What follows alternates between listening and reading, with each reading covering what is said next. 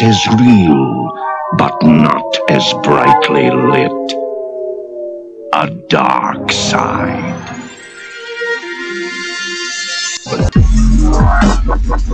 The Dark Side Paranormal. Welcome, folks. We are here again tonight from 9 to midnight with Gino Norman, Alejandro de Valle Gurgoy, and me, Ellen, the court astrologer. We are here tonight, and we're going to have a guest pretty soon. Miss Tammy Beckel is going to be calling in, and she is head of the Key West Paranormal Society. She will be sharing with us information about her most recent fundraiser, yes, in Fort Lauderdale. And then she will also tell us about the one that's coming up in February that our listeners can go to if they'd like. It's going to be located in Tampa and Ybor City at the Italian Club. Miss Beckel has a lot of experience doing fundraising, and her group is young. It just started not too long ago, but she has some seasoned people in it. She's bringing along with her two of her crew who are also going to talk with us, and Miss Tammy is going to let Mike tell us about what he does, which is the haunted spirit resolutionist kind of stuff with sort of the darker side of spirits. So we're looking forward to that. I agree. Speaking of investigation, our guest for the evening, Miss Tammy Beckel, is on the phone. Hi, Tammy. How are you? Hi, I'm good. How are you doing? Doing Great. well. We are so glad that you came on with us tonight. We're really happy to have you, and we're looking forward to hearing about how you got started and the kind of fundraising that you do. And we're very excited to have our listening audience know about that. Okay. Well, first off, I also have Peggy Vetrano with me. She is the South Florida Division Manager of Key West Paranormal. Hi. Hi there. Glad to be here. I'm so glad you came. Thank you. Michael, who was supposed to be here, Michael Picciarelli, who is the demonic manager, he was not able to make it. His wife is about to have a baby. Oh, congratulations to Michael. Hospital, so he will not be joining us this evening. Oh, I'm sorry to hear that, but I'm sure you can relate some of the things that he would talk about. I'm not sorry to hear that. I'm happy, actually. But Key West Paranormal, we do have divisions throughout the state. So we are in, besides Key West, in the Florida Keys. We are also in South Florida, Central Florida, Northeast Florida, and the Panhandle. So we are serving all of Florida. Wow. We do have, well, actually, my daughter and I are founders of Key West Paranormal. We both have been investigators for several years. And we actually started investigating together, and that's what brought all of this about. We both were on another team here in Florida for quite some time, and her and I were actually investigating together before we even joined this team. But she has been over in Europe, and she has been to Auschwitz concentration camp and through several of the Bavarian castles. Really? She has a lot of experiences. Wow. That must have been quite dramatic yes. for her. I wished I could have been able to join her on that, but I could not.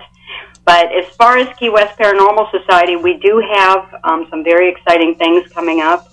We do have the event at the Italian Club in 2 weeks, which is February 11th.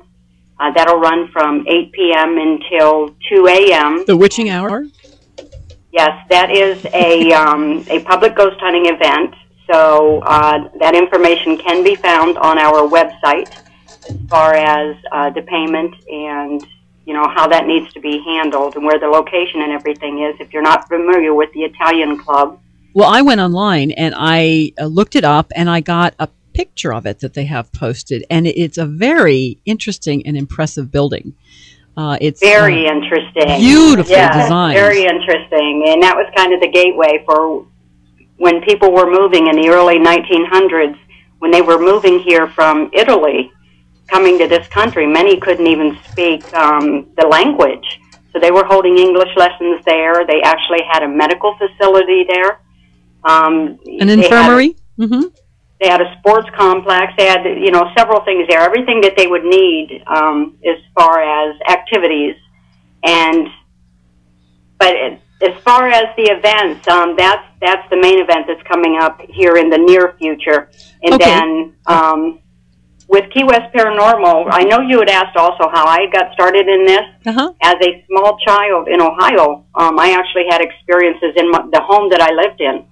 And the home that I lived in was 150 years old at the time that I actually was small, so 4 years let's old. say you're 5 years old, it's 150 years old then. Exactly. And I actually was able to see things and hear things that I could not understand what it was that I was seeing and hearing, but I knew very well that it was very real.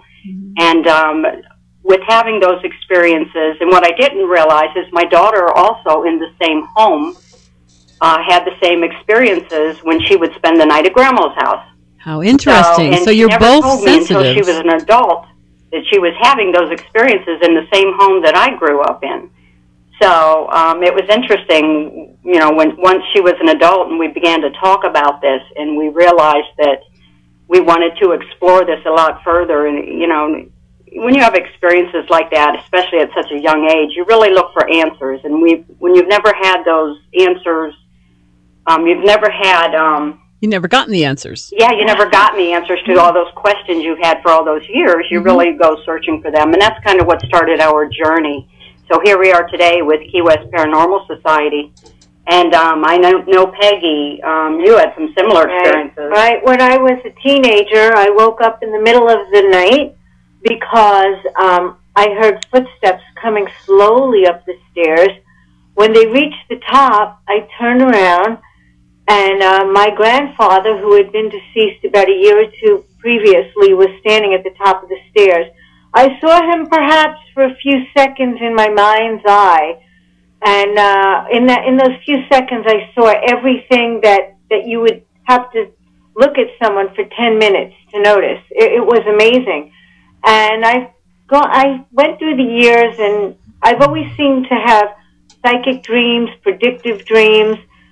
And a few years ago, I founded a group up north on Long Island where I was, called Eastern Suffolk Paranormal. And we've had experiences like going into cemeteries and seeing actual apparition. I remember I was taking a picture by a tree, and I thought my friend's daughter got in the picture. And I said, "Now, why on earth did she get in my picture?" And I'm about to take a shot by the tree because, it was a beautiful tree. It was a dark cemetery, and the woman who was posed against the tree just disappeared. That's when I realized it wasn't my friend's daughter. And ever since then, I've just been looking for more and more, trying to find answers. I just love what I do. It's amazing. It sounds incredible. It sounds like, you are, your psyche and your physiology is tuned to listening, hearing, and discovering the things that are important to do. Well, we want to help people, and we want to find answers, whatever those answers are, that we're in search of the truth at Key West Paranormal Society. And ever since that time, I feel that I have to find an explanation for it. And in the process, we help those who also are looking for that explanation. And that's very interesting, that point that of helping people. Now, some of the people that you've helped along the way, obviously we like to protect the innocent here, and we don't need to name names, but some of the people that you've helped along the way. Well, one particular case, and we're still working on it actually, so we can't really give you a finality to it, but it is a darker case, which involves a possible incubus. We can handle it. It is a single person that lives alone, and who, after what she thought was just a friendly spirit, and she actually had kind of grown accustomed to this spirit being in the home, it turned, there's no other way to put it, it just turned more violent, I guess, and it turned into a possible incubus case, which I don't know if you're familiar with that type of case or not. I am actually.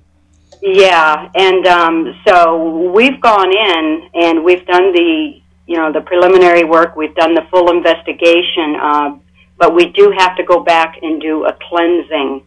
And with the full investigation, actually, Peggy and I were doing an EVP session, and we actually were able to bring out, by it corresponding with us through the use of our flashlights and a K2 meter, we were able to get some of the answers that we were looking for. And basically, it appeared that this thing was deceiving, this person for a long time, and it was pretending to be a family member when it, in fact, was not.